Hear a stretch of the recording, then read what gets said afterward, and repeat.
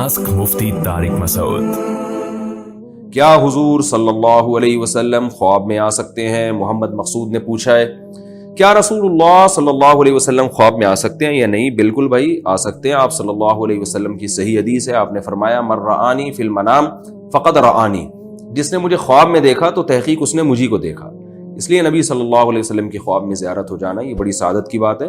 البتہ آپ صلی اللہ علیہ وسلم خواب میں آ کے جب کوئی بات کہیں گے تو اس کو ایز اٹ از نہیں لیا جائے گا، بلکہ اس کی تعبیر نکالی جائے گی، تعبیر کی جائے گی، اس کو قرآن و سنت پہ پرکھا جائے گا کہ اس کے مطابق اس کا مطلب لیا جائے گا۔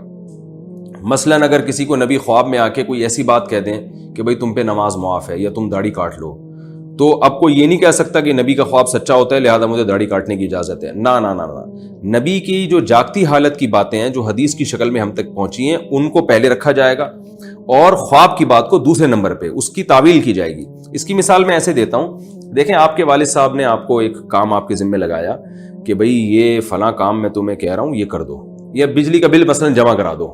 جاگتی حالت میں رات کو جاگتی حالت میں آپ کے ابا نے آپ سے کہا کہ بیٹا صبح 8 بجے تم نے بجلی کا بل لازمی جمع کرا دینا ہے۔ خواب میں آ کے آپ کے ابو آپ کو کہہ رہے ہیں بیٹا صبح 8 بجے تم نے بل جمع نہیں کرانا، اور فار ایگزامپل یہ خواب بھی سچا ہو۔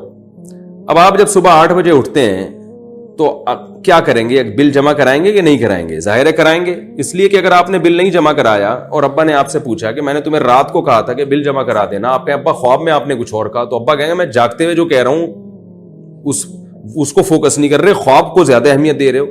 تو خواب کی اپنی جگہ اہمیت ہے لیکن اتنی نہیں جتنی جاگتی حالت میں باتوں کی اہمیت ہوتی ہے۔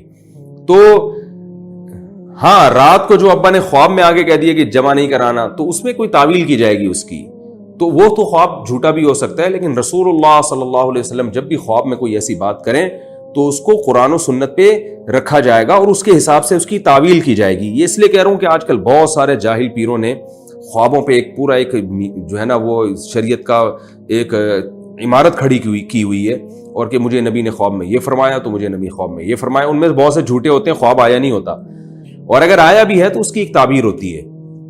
تو اس لیے خواب میں تو آنا، نبی صلی اللہ علیہ وسلم کی زیارت ہونا یہ بڑی اچھی بات ہے، لیکن اس کی وجہ سے شریعت کا کوئی مسئلہ تبدیل نہیں ہوگا۔